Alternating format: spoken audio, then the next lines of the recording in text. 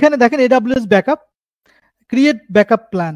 Okay, start with template, build a new plan, define a new plan, define a plan using JSON। ওকে, তো AWS backup প্ল্যানে আমরা এখন আসলাম। এখন দেখেন যে টেমপ্লেট আছে এখানে, যে ডেইলি ব্যাকআপ করবে কিনা। ডেইলি ব্যাকআপ করবে, 35 ডে রিটেনশন, অর্থাৎ 35 দিন পর পর রিমুভ হবে, 35 দিন ব্যাকআপ হবে। এই ব্যাকআপ প্ল্যানটা আপনি নিজে ব্যাকআপ প্ল্যানও তৈরি করতে পারেন আপনার মতন করে, ম্যানুয়াল, আপনি যেরকম চাইবেন সেরকম। আবার এদের টেমপ্লেট ইউজ করতে পারবেন, এমন না যে ধরাবাঁধা নিয়ম আছে যে আপনি তাদেরটাই ব্যবহার করতে হবে, নো, এরকম কিছুই নাই। আপনার নিউ প্ল্যানও করতে পারেন। হ্যাঁ, তো ব্যাকআপ প্ল্যানটা মাই ব্যাকআপ প্ল্যান, আমি এখানে লিখলাম মাই ব্যাকআপ প্ল্যান।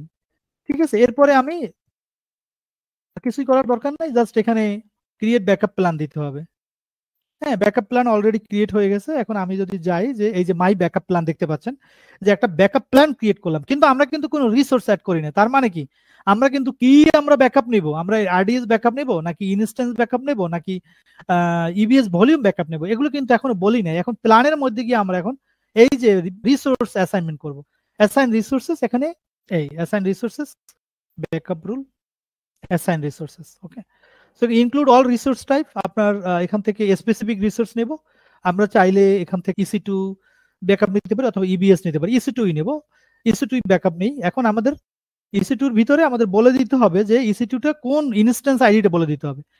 তো EC2 instance, so this is the instance ID. Okay, I need to copy this instance ID from here and need to put there. Okay, so this is the, okay, এটা already পেয়ে গেছে, যখনই আমি এখানে paste করলাম, so it comes up. Okay, web server, so এটা এখানে দিয়ে অল ইনস্ট্যান্স দিয়ে দিতে হবে। এরপর এটা দিয়ে করতে হবে না, আর কিছু করতে হবে না, অ্যাসাইন রিসোর্স ক্রিয়েট করলাম। অ্যাসাইনমেন্ট দিতে হবে একটা, যে মাই অ্যাসাইনমেন্ট, ঠিক আছে, মাই অ্যাসাইনমেন্ট, অ্যাসাইনমেন্ট টি হবে শেষে।